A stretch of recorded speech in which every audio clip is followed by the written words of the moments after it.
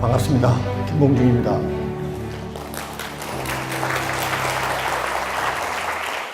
혹시 모르실까봐 사진의 주인공입니다. 저 사진 때문에 캠퍼스가 난리가 아닙니다, 사실.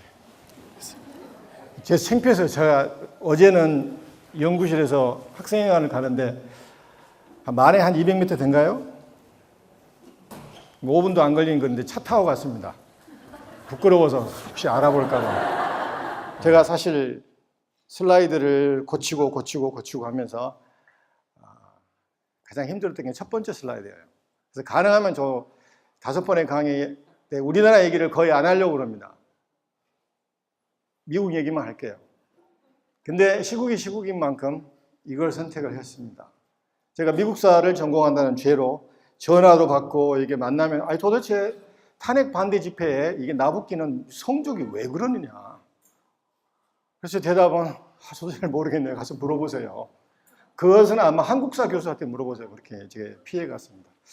그래서 제가 굉장히 궁금하다 그래서 그때부터 미국의 방송, 미국의 언론, 이 신문을 아주 열심히 추적해 봤습니다.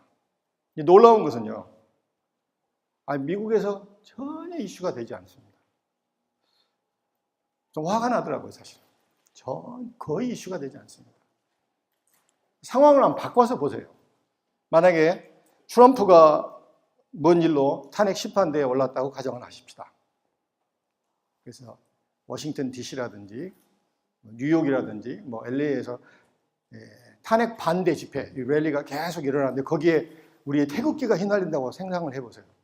여러분 어떻게 반응하겠어요? 아마 대부분의 우리나라 사람들은 이럴 겁니다. 쟤들 왜 그런데? 굉장히 당혹해 할 거예요. 우리나라의 그 TV 대담 프로가 굉장히 많지 않습니까? 톡쇼가.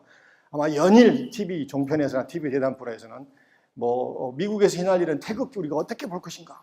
그래서 아마 난상 토론이 붙을 거예요. 우리나라에서 미국을 얘기하는 게 참 어렵습니다. 제가 미국사 전공자이기 때문에 그냥 전공자이기 때문에 5개 강의 쉽게 하겠지. 그렇지 않아요. 우리나라에서 미국사 강의하기가 정말 어렵습니다. 여러 가지 이유가 있지만은 대부분의 우리나라 사람들은 미국을 보는 시각이 있고 기준이 있습니다. 그래서 어렵다는 거예요. 그런 얘기 종종 들어보셨죠? 많이 들어보시죠? 특히 정치인들이 그런 얘기 많이 하대요. 자기 주관을 쭉 이렇게 얘기하다가 좀 막힌다 그러면은 미국도 그러더라. 또 어떨 때는 미국은 안 그런다더라. 근데 그런 얘기 들어본 적이 있습니까? 일본도 그런다. 일본은 안 그런다. 중국도 그러더라. 중국은 안 그러더라. 유럽 예를 들나 프랑스도 그러더라. 프랑스는 안 그런디. 그래서 우리 일상에 미국이라는 나라는요. 이게 문화든 정치든 이데올로기든 우리를 보는 아주 중요한 거울이 되어버렸습니다. 기준이 되어버렸어요. 그래서 미국 얘기한다는 게 참 어렵다는 얘기예요. 정말 어렵습니다. 이 어려운 얘기를 장장 5번 여러분들에게 제가 해야 됩니다. 제가 여러분들에게 부탁하고 싶은 얘기는 혹시 여러분들 중에 5번 정도 내가 얘기를 들으면은 내가 어느 정도는 알지만 미국에 대해서 이 정답을 찾겠구나. 그래서 그 정답 속에 우리나라를 대비시켜서 우리나라의 현실을 똑바로 볼 수 있고 그리고 우리나라의 미래를 투시할 수 있는 정답을 찾겠다.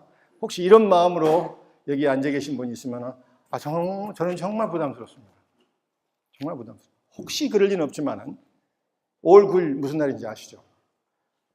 지금 누구를 찍을지 모르겠는데 이게 이 주제에 현혹돼 가지고 5번 강의를 듣고 나면은 답이 나오겠구나. 혹시 그런 마음으로 앉아 계신 분 있으면 다음 시간부터 오지 마세요. 저는 미국 얘기만 할 것입니다. 저희 아주 작은 바람이 있다면 우리가 여러분들 어느 정도는 아는 미국에 대해서 우리가 다시 한번 생각을 해보자 이게요. 그래서 미국을 생각하면서 우리의 과거 또 우리의 현재를 들여다보고 혹시 가능하다면 우리의 미래를 한번 같이 생각해보는 이 조그만 계기가 됐으면 저로서는 더할 나위 없겠습니다. 제가 미국사를 공부하면서 사실 지금도 풀리지 않는 의문이 몇 개가 있는데 제가 세 개로 한번 추려봤습니다. 첫 번째는 대부분의 미국 사람들은요, 자기들의 땅을 자유의 땅이라고 합니다. Land of Liberty. 우리는 리버티나 프리덤이나 그냥 자유라는 용어로 통용을 하는데, 뭐 다 아신 분은 알겠지만 이 리버티라는 단어 쉽지 않은 단어예요. 쉽지 않은 단어입니다. 그래서 제가 미국에서 수업할 때 학생들에게 이제 식민지사, 미국 건국 초기 얘기하면은 아무래도 리버티라는 단어가 많이 나오잖아요. 그래서 한번 물어봐요. 리버티가 뭐냐? 리버티를 정의를 한번 내려봐라고 하면은 학생들 대체로 압니다. 근데 똑 부러지게 얘기를 하는 학생들이 거의 없어요. 그런데 자기들이 랜드 오브 리버티래요. 사실 리버티는 어려운 용어입니다. 사실 저도 막상 이게 뭐 정의를 하려고 하니까 쉽지가 않은데, 이게 직접이든 간접이든 어떤 권력이나 권위의 제한이나 방해를 받지 않고 내 권리를 찾아갈 수 있는, 찾는 게 리버티예요. 다른 사람의 자유도 존중하는 선에서 그렇다는 얘기입니다. 지금도 그러는데 18세기 후반에 미국이 독립으로 가면서 과연 얼마나 많은 미국 사람들이 이 리버티를 정확히 알고 외쳤을까? 그 개념을 알고 이렇게 행동에 옮겼을까? 사실 의문이에요. 더 큰 의문은 미국 역사, 짧은 역사 속에서 어떻게 이게 자기들이 리버티의 땅이라고 이게 인식하게 되었나? 어느 나라든지요, 자기 땅이, 자기 나라가 어떤 가치의 땅이라고 하는 나라가 사실 그렇게 많지 않습니다. 많지 않아요. 미국 사람들은 유치원 때부터 나이 든 사람까지 자기들이 리버티의 땅이라는 자부심이 굉장합니다.